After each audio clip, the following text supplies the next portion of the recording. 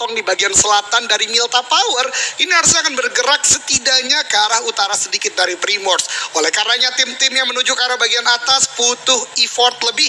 Mereka butuh cari vehicle baru bisa menuju misal ke Severny, Stalber, Kameshki pun juga Giorgio Paul bagian atas. Yes, betul banget. Dan ini berarti Erangel yang kedua kalinya yang dimainkan di fase qualifier final wave yang kedua dari masing-masing tim. Juga mungkin kesalahan-kesalahan yang terjadi di Erangel yang pertama bisa tidak terulang kembali karena pasti semua tim udah melakukan evaluasi masing-masing. Nah itu dia, tadi malam tentu mereka melakukan evaluasi sebanyak mungkin ya, dan se-on point mungkin, karena kita nggak bisa menafikan bahwasanya 12 game ini bukan game yang banyak, walaupun bukan game sedikit juga. Betul. Namun bagaimana 12 game ini benar-benar harus maksimal. Kesalahan kemarin 4 game ya sudah, biarkan, jadikan pelajaran, dan hari ini harus lebih on point lagi. Namun yang on point adalah zonanya menuju ke arah bawah, dan hampir bisa dipastikan ke SMB, walaupun masih ada percentage juga ke main island ya Windy ya. Ya sebetulnya ini kalau nggak salah tuh Erangel yang pertama juga zonanya ke arah pulau SMB sepenuhnya, seutuhnya. Makanya dari tim-tim juga udah mulai ada yang setup di bagian jembatan, dari SID juga turun di SMB, serta dari BCS juga udah turun di Novo. Betul banget, ini entah mengapa ya Win ya. Gue memperhatikan di turnamen-turnamen PUBG Mobile lagi sering banget zona menuju ke arah tempat-tempat yang daratannya sedikit. Wow. Sering banget menuju ke arah bagian perairan, dan kalau di Erangel, Sosnovka Military Base, daerah airnya banyak kan. Betul banget. Makanya kemarin juga ada zona yang sedikit, nggak sedikit sih, luar biasa mengejutkan. Betul. Saat FA ya menembaki para player yang mencoba untuk berenang ke dalam zona. Tapi ya sudah, itulah yang sudah berlalu. Yang sekarang sedang terjadi adalah berbicara FA berdekatan juga dengan tim Ox Series di sekitaran shelter. Yes, betul banget. Dari MT Sport juga lagi berusaha memenuhi lootingan yang mereka di area sekitaran Lipovka, lagi berusaha memenuhi resource-nya juga dari segi healing, weapon semuanya untuk mereka bisa melanjutkan perjuangan mereka sampai ke late game nantinya. Yap, ini fase lootingan lah fase yang menurut gue sangat krusial ya, dalam artian kalau mereka tidak banyak lootingannya, tentu nggak bisa bermain secara maksimal agresif, atau bahkan tidak bisa bermain secara pasif juga, karena bagaimanapun mereka ada di antara nih, nggak bisa memainkan game yang terlalu dalam tanda kutip. Oleh karenanya lootingan harus banyak banget dan dimaksimalkan, mengingat ini juga room turnamen, berarti mereka cukup mudah lah untuk mendapatkan lootingan di daerah-daerah Erangel. Yes, betul banget. Dan juga kita masih memantau pergerakan masing-masing tim. Dari Nero seutuhnya menguasai dari Pochinki, nggak bakal ada tim yang berusaha untuk nge-fight karena Nero. Sementara itu satu vehicle udah mulai diamankan, udah mulai menjalankan rotasi, sama halnya dengan Ox Series juga yang terlebih dahulu kurang dari 4 menit bahkan sudah mulai rotasi. Betul banget, tapi harus hati-hati nih, karena Stickly di sini ya kita lihat tidak mempunyai vest, tidak mempunyai first aid, bahkan kendaraan dari masing-masing playernya hanya menggunakan motor untuk roda 3 atau 3 player bisa join di sana, dan sebuah bagi. Jadi menurut gua sangat-sangat versatile untuk bisa di take down oleh tim lainnya. Dan berbicara take down, lihat dari tim WB, Lil Boy mendapatkan satu player dari tim SL dan langsung dikonfirm menjadi kill, dan itu juga terdengar oleh FA Slayer, di mana memang jembatan ini tentu akan menjadi get in nih Win, untuk banyak tim masuk ke arah Sosnovka Military Base. Yes, dari FA Slayer juga mulai mengambil inisiasi untuk nyerang ke bagian WB. Dari West Bandit sudah mulai terlihat juga ada key yang di bagian atas kuncinya, tapi masih belum terlihat, belum ada vision yang begitu clear. Tapi dari Lil Boy juga udah mulai berhasil bisa touchdown, udah bisa healing terlebih dahulu, tapi kill lagi dan lagi dikeker begitu aja dari menggunakan AKM dari seorang Acul. Betul sekali, dan lihat pergerakan dari FA Slayer udah cukup komit ke arah player-player West Bandit. Namun dari FA Slayer tadi kita lihat dari Acul sendiri, Acul tadi benar-benar tidak mempunyai vest. Tapi lihat ada Nate yang di-cook, begitupun dari West Bandit meng-cook ke arah bawah, tapi Razer ter-take down yang ingin melebarkan sebuah Nate dari sebuah rumah lantai 3, dipush saja oleh West Bandit dengan DBS, tapi ada sebuah backfire dilakukan juga. Berarti 2-on-2 situation kali ini untuk masing-masing tim.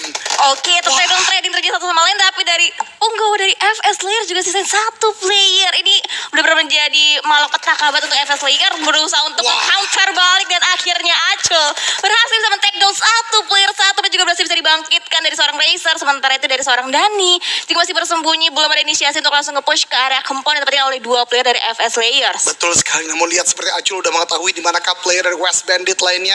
Ada sebuah bait movement dibangun, ini sepertinya menjadi last man standing ya dari West Bandit, dan itu dia, that's it, the end for West Bandit. Baru saja memulai hari dengan kill, namun FA Slayer dari bagian belakang men-take down dengan timing yang tepat, dan ini makin memperjauh gap FA Slayer di puncak klasmen. Yes, dan bahkan FS Layers nggak harus kehilangan satu player pun di awal permainan. Padahal dari segi position tadi juga udah kalah jumlah dari West Bandits, tapi bisa dibalikan begitu aja keadaannya. Sementara kita lihat dari Nero juga satu player McCleary juga udah mulai terspot posisinya, ada beberapa cicilan HP damage yang udah mulai terluka, tapi dari Flow juga masih berusaha proning untuk tutup angle visionnya ke arah Nero. Betul, ini udah mempertunjukkan kepada kita bagaimana komitnya banyak tim menuju ke arah Sosnovka Island, karena prediksi mereka pasti persentase tinggi sekali menuju ke arah pulau ini. Nero bahkan yang bergerak dari Pochinki tadi sudah sangat cepat touchdown di tempat ini, menandakan udah banyak tim nih Win yang ada di Sosnovka. Kalau ada yang lebih telat lagi bisa lebih berbahaya buat tim tersebut. Yes, betul banget. Dari masa depan juga terpantau belum masuk dalam safe zone. Sementara itu dari Nero lebih memilih untuk repositioning aja, mencari compound lain yang lebih enak lagi untuk bisa mereka kawal, mereka amankan untuk saat ini.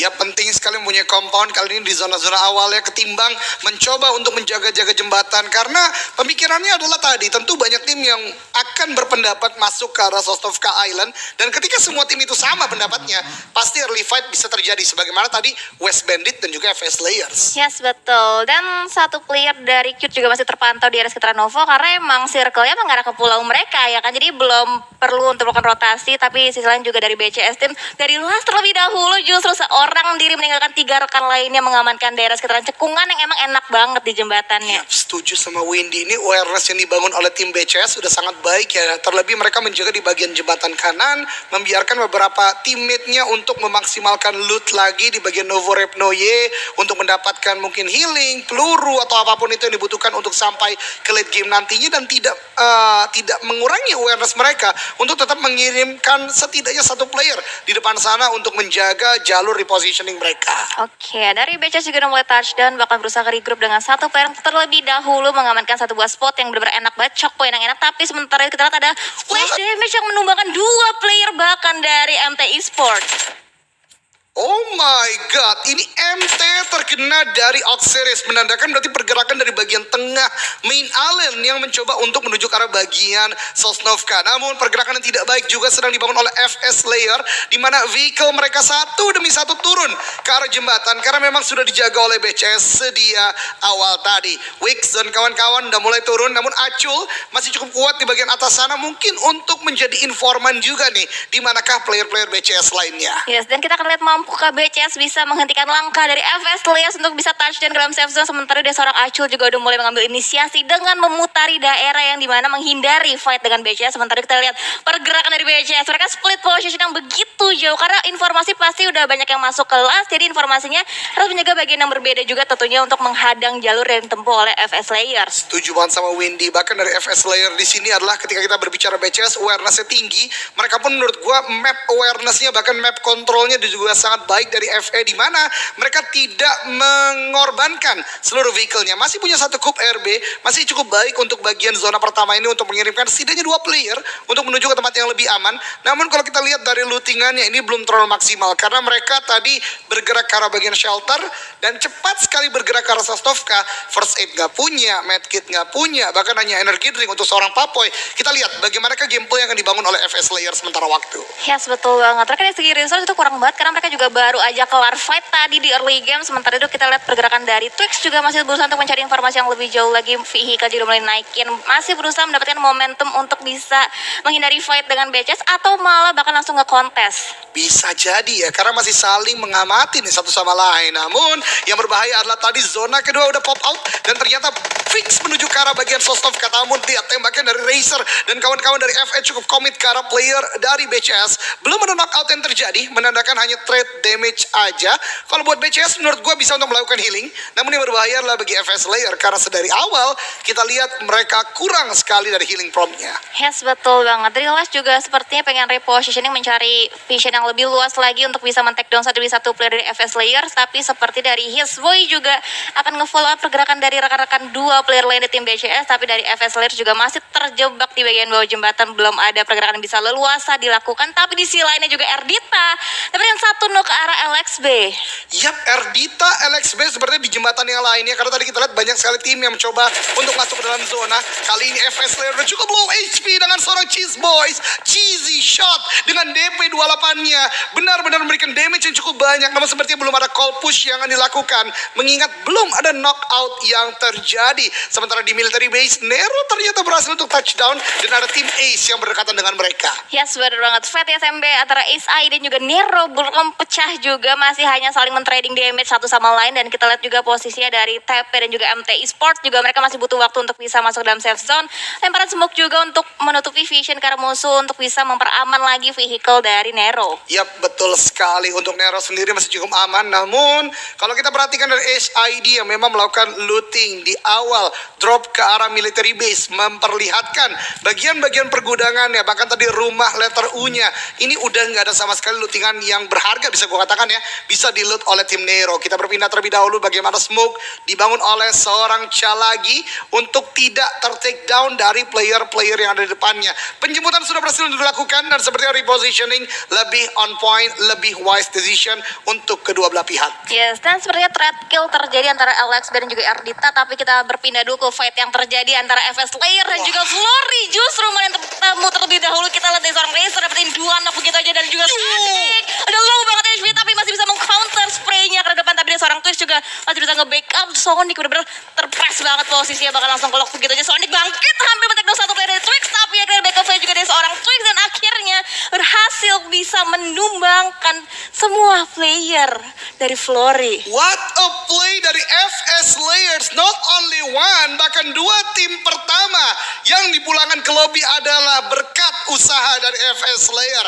Floris dan juga West Bandit kehilangan 3 player, namun ada 8 kill yang dikumpulkan, tentu menjadi modal yang cukup baik untuk sementara waktu. Namun Udinus X-God benar-benar mempunyai timing yang paling presisi sejauh ini untuk masuk dalam zona. Tidak butuh effort yang banyak, 3 kill Windy mereka bisa kumpulkan kali ini. Betul banget, itu easy kill banget yang knockout tadi tim Flory. Tapi yang bisa nge-finishing justru malah dari tim lainnya. Sementara kita lihat dari seorang Sid juga masih mengendap-ngendap, masih berusaha mendapatkan momentum juga informasi yang lebih luas lagi ke arah Oxiris yang sedang berluas saja mengitari satu buah kempon. Udah mulai dibuka juga scope-nya tapi masih terhalang obstacle dan juga kempon yang ada di sekitaran Oxiris. Yap, dan zona kali ini teman-teman bisa perhatikan sangat mendonat ke arah bagian central military base. Bagian selatan kali ini sebagaimana yang udah dibahas Windy sebelumnya, Oxiris menguasainya terlebih dahulu. Namun dengan vehicle yang mereka miliki, mereka cepat untuk melakukan regroup, mereka cepat untuk melakukan repositioning. Namun pertanyaannya adalah dari tim SLS, bisakah melakukan hal yang sama? Mengingat gue lihat tidak banyak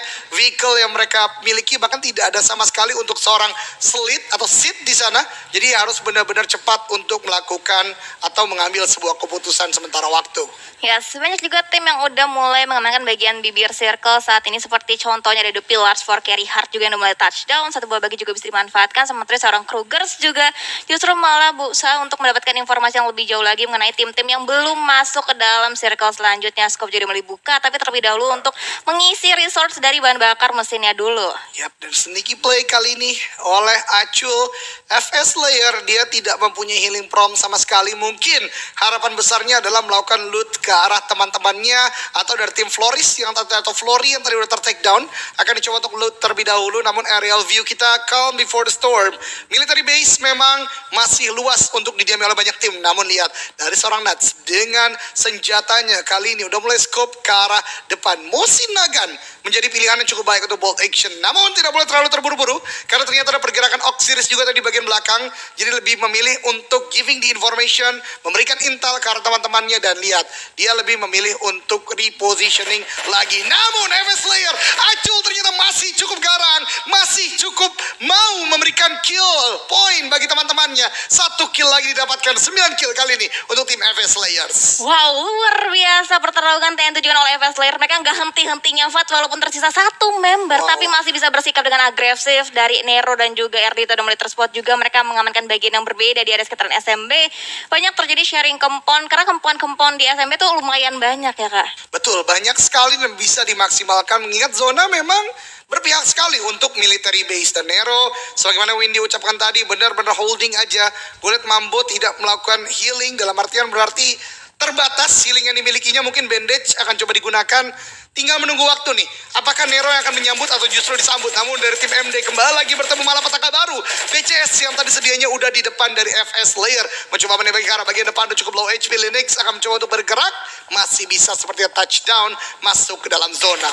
Oke, proning sudah dilakukan oleh seorang cute karena depan dari seorang Bonsky udah cukup low banget HP-nya tertek, tapi masih belum bisa men-take down satu player dari arah Oxiris. Bahkan harus berusaha reposition karena posisi juga udah mulai terspot oleh Oxiris. Informasi pasti udah mulai masuk ke dua tim, tapi kita lihat dari FS Layer dari seorang Acu lagi dan lagi dapetin satu no ke arah masa depan. Ini FS Layer benar-benar garang ya, berarti ya kill demi kill didapatkan.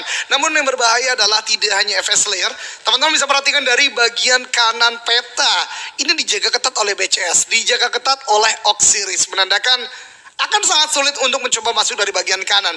Selatan mungkin masih bisa untuk digunakan, namun kanan kita lihat ini 3 tim setidaknya yang ada di bagian ini. Yes, betul banget. Berarti dari MD Sport itu juga cukup terapit posisinya, tapi kita lihat seorang Linux bakal langsung terobos begitu aja. Kita lihat ada beberapa tim yang juga udah mulai step up, udah mulai terpantau juga posisi dari MD Sport, tapi kita lihat juga perjuangan dari masing-masing tim dari Nero Hexas. Terus satu nokar FS Layer akhirnya Acul nggak bisa bertahan lebih jauh lagi, juga harus tertumbang di posisi yang ke-14. Betul sekali, peringkat ke-14 namun masih membawa 9 kill, tentunya masih di atas rata-rata poin ya yang dibutuhkan, karena biasanya 8 adalah minimum atau rata-rata bahkan setidaknya untuk mengumumkan poin dalam satu matchnya. Dan ini yang tadi kita sempat bicarakan, di mana military base menjadi tempat yang sangat ramai karena memang compound terkonsentrasi di sana. Namun berbahaya sekali The Pillars mencoba untuk keluar dari vehicle-nya, tapi ada tembakan dan tidak henti-hentinya dari tim lainnya ke arahnya. Oxide mencoba untuk bergabung ke arah teman-teman dan Prom terlebih dahulu. Penjemputan harus cepat dilakukan dan itu dia, that's our way out, dan mencoba untuk ke tempat lainnya. Yes, betul banget. Berusaha menghindari peluru panas yang dilontarkan oleh semua tim, tapi kita lihat LXB juga tepat berada di depan oleh The Pillars. Nih mereka harus hati-hati banget, otomatis suara vehicle juga mulai terdengar. LXB juga udah semakin aware dengan keberadaan The Pillars, tapi kita lihat dari Zen di sisi lainnya juga berusaha nge-backup, tapi kita lihat terbuka banget dari arah SMB. Bisa banget ter-take down 1-1, apalagi mereka juga nggak punya cover yang mencukupi untuk saat ini. Yap, dan berbicara tidak punya cover, ternyata God mendapatkan satu player lagi dari The Pillars yang tadi memang udah cukup berjauhan satu sama lainnya. Tentu ini bukan keadaan yang baik. Sementara dari LXB yang tadi kita sempat bahas, ternyata Zoro sudah mempunyai AWM dan ini akan menjadi malapetaka kalau kepala-kepala para player ini tidak hati-hati untuk dijaga. Masing-masing player MT kembali lagi ter-take down dengan vehicle explosion. MD pun begitu. Ini benar-benar banyak cut rotation yang terjadi. Mengingat zona keempat biasanya memang high risk, high reward. Yes, betul banget. Sementara dari Udinus X God Slayer juga masih menang di bagian bibir circle, di mana berdekatan banget dengan The Pillars. Otomatis sudah mulai terdengar juga step dari masing-masing tim. Dari Draker juga menjaga sisi yang lain. Udah mulai terspot juga BCS masuk dalam kekeran seorang Draker, tapi masih tahan juga peluru panasnya agar informasi yang nanti masuk itu jauh lebih banyak. Yap. Split dari God X Udinus ini cukup baik, atau Udinus X God ini ya, dimana mereka kontrol bagian high ground. Mereka tahu kemanakah mereka akan menuju berikutnya. Benar-benar membagi vision secara baik dan akhirnya awareness terbangun. Tapi kita berpindah terlebih dahulu ke arah ACS. Yang tadi gue katakan, dari ACS Esport ini meng-cut banyak player yang berusaha masuk dari bagian kiri. 3 kill sudah mereka bukukan. Dan kalau teman-teman perhatikan, ini military base makin rame. Ada dari tim EDT, kemudian dari tim Lucid juga. Bahkan Nero yang ada di bagian tengah juga.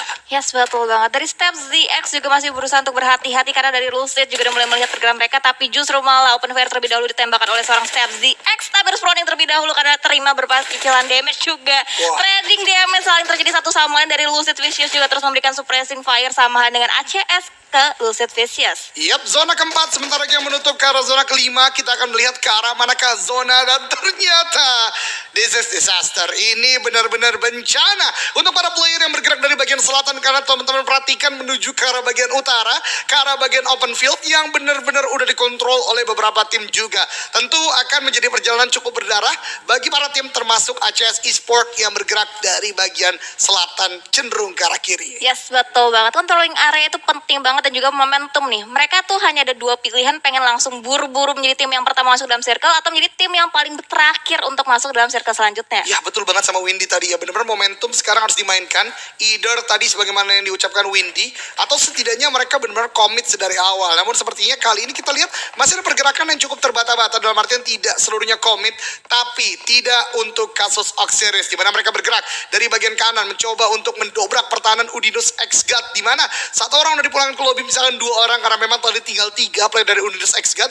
Oxiris 4 player swarming in. Prince ter-take down kah? Ternyata tidak, justru Bonski yang ter-take down, tapi Prince sudah cukup low HP. Sebuah swarming in position yang sangat-sangat mendesak untuk tim Udinese X-God. Misalkan 1 player saja, dan kali ini justru akan menjadi jalur masuk Oxiris maju ke dalam zona. Yes, diapit dari kedua sisi yang berbeda membuat Prince tidak mempunyai pergerakan terlalu leluasa. Tapi kita lihat juga dari Ardita dapat dengan 1 knock juga karena Lucia. Sementara itu Neron, Mambo juga ter-take down begitu aja dengan kehadiran SID. Tapi Roxanne begitu beraninya langsung menyerang, langsung menyeberangi aja untuk bisa touchdown masuk dalam safe zone. Yep, dan lihat gerakan dari Bart Pay dari tim Udinese X-God, di mana dia tahu udah kalah secara kuantitas. Dia masuk ke arah Cup RB-nya di bangku penumpang dan mengeluarkan smoke yang cukup banyak, karena yang paling penting sekarang untuk tim tersebut adalah melakukan pemetaan di sekitaran dia ada siapa aja. Dan Oxiris, sebagaimana yang tadi gue udah katakan, setelah bisa men-take down player dari Udinese X-God, mereka masuk dalam zona, tembakan beberapa dimuntahkan ke arah bagian depan, dan baru saya gue katakan Zen ternyata ter-knock out juga. Oxiris hari pertama not too maximal, hari ini membuka dengan cukup garang dengan 6 kill sudah dibukukan. Yes, gameplay yang berbeda ditunjukkan kembali oleh Oxiris. Tapi kita lihat juga dari seorang Nick juga posisi dalam bahaya banget spread dulu smoke, dan akhirnya dengan vehicle explosion berhasil bisa melakukan last man standing, dan 10 tim tersisa dengan 30 player yang masih alive. 10 tim tersisa di zona kelima, dan lihat teman-teman sekalian, kepadatan yang terjadi di bagian selatan. Compound ini akan dimainkan oleh EDT atau Erdita dan juga Nero. Lemparan nade ke arah depan, McClary tidak ter-knock out ternyata karena masih ada ruangan yang membatasi antara keduanya. Zona kelima juga sudah mulai menyempit, kurang dari mungkin 20 detik lagi akan menuju ke arah zona ke-6 dan akan lagi dan lagi menyulitkan para player untuk masuk dalam zona. Yes, betul banget. Lemparan itu terus menerus dilontarkan, dan udah ada satu pick yang benar-benar menyelamatkan posisi dari Ardita untuk Sandi. Tapi ada Rancid juga yang harus diwaspadai pergerakannya, tapi dari Vex juga harus menutup covernya saat ini karena dari Rancid juga udah cukup low di sana posisi. Kita nggak tahu dari Rancid juga hanya mempunyai bandage saja kayak Doge. Ya, betul sekali, dan ternyata berbahayanya posisi ini tidak hanya bagi Nero, namun seluruh tim bagian selatan, karena zona ke-6 sudah membuka dan menuju ke arah bagian open field. Close quarter combat tidak terelakkan, McLaren dipulangkan ke lobby dari ACS Esport, juga men-take down player dari Lucid, dan Rancid yang sedang berusaha melakukan sebuah healing ternyata ter-take down dengan player-player lainnya yang ada dalam compound tersebut. Lucid sedang mencoba untuk membuat exit plan dengan smoke yang sudah di-pop out, namun ACS Esport udah menjaga di bagian selatan. Gatekeeping cukup kuat nih, Windy. Yes, betul banget. Luar biasa banget fight yang terjadi. Semua tim yang berada di SMB berlomba untuk bisa keluar. Tadi berlomba untuk masuk dari SMB. Sekarang dipukul keluar untuk bisa menyalakan safe zone selanjutnya. Tapi kita dari seorang Kai Force juga masih berusaha untuk mendapatkan momennya. Tapi terbackstep begitu dari arah yang tidak disangka. Ada blind spot yang tidak aware. Sampai kita lihat juga perjuangan dari Lucid Vesius masih berusaha merangkak-rangkak untuk bisa berjuang lagi, karena Dreches benar-benar diamatin banget posisinya saat ini. Ya, betul sekali, sebagaimana tadi gue ungkapkan, di mana ACS Esport ini menjaga di bagian wallnya untuk menuju ke arah bagian bukit dengan sangat kuat. Dia tahu banyak timnya masih ada di bagian belakang. Dia tahu ini adalah kesempatan yang cukup berharga. Namun lagi dan lagi terlalu komitnya ke arah satu titik ternyata menjadi malapetaka juga bagi ACS Esport, karena satu player dipulangkan ke lobby tadi dari bagian belakang. Sementara Erdita udah mengirimkan satu player dengan vehicle. Ini smoke benar-benar sangat penting, namun ternyata terdeteksi juga dan ter-take down lagi dan lagi oleh siapa lagi kalau bukan ACS Esports. Yes, betul banget. Lezibam memberikan hit marknya, tapi kita juga masih ada satu player masih bisa bersembunyi dari SID yang juga masih prone-prone menjadi ninja di balik smoke-nya. Tapi dari Dwayne juga sepertinya belum bisa mengetahui posisi dari ACS ID.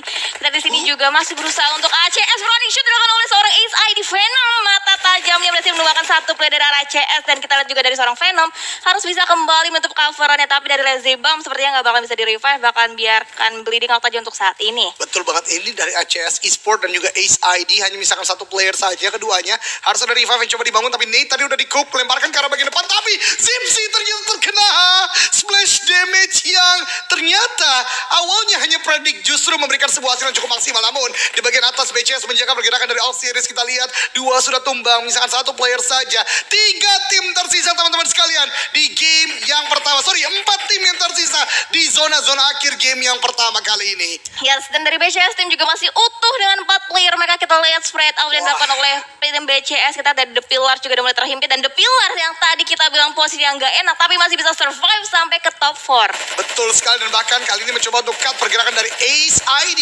Venom di bawah sana.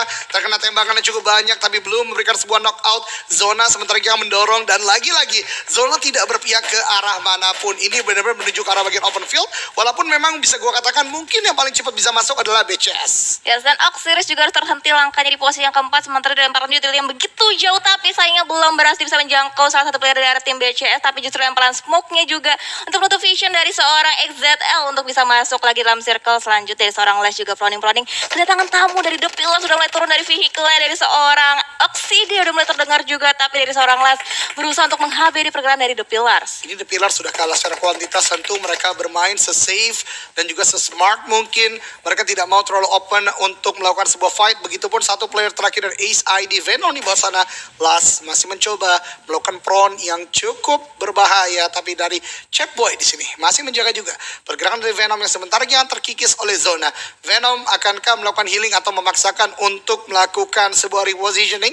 Ternyata sepertinya memilih healing, dan itu dia first aid pertama bisa dilakukan. Akankah berikutnya bisa? Karena tentu DPS akan semakin sakit, dan itu dia first aid sudah habis. Venom terdeteksi, tembakan dari Hepboy, and that's it. Venom ternyata dipulangkan ke lobby. Two teams kali ini tersisa, BCS melawan tim The Pillars. Yes, tadi BCS juga udah begitu berani untuk langsung nge-push dengan seperti yang mereka lakukan, seperti position dari kanan juga kiri dari ZL juga seperti udah mulai terdeteksi karena ada lemparan di berbagai dari seorang Oxidia, tapi kita bagian kirinya udah mulai terkepung, tapi justru Chap Boy yang mendapatkan terlebih dahulu 1-0 ke arah tim BCS. Tim kita seorang lain juga masih berusaha untuk memegang satu buah senjatanya, weaponnya, DP-nya untuk di-spray down ke arah tim The Pillars, tapi masih terhalang satu buah gundukan yang bisa ditutup vision, tapi ada satu free shoot juga dari seorang lain, satu player tersisa dari arah The Pillars. 1v2 situation kali ini antara BCS dan juga The Pillars akan dimatikan terlebih dahulu untuk tidak memberikan informasi.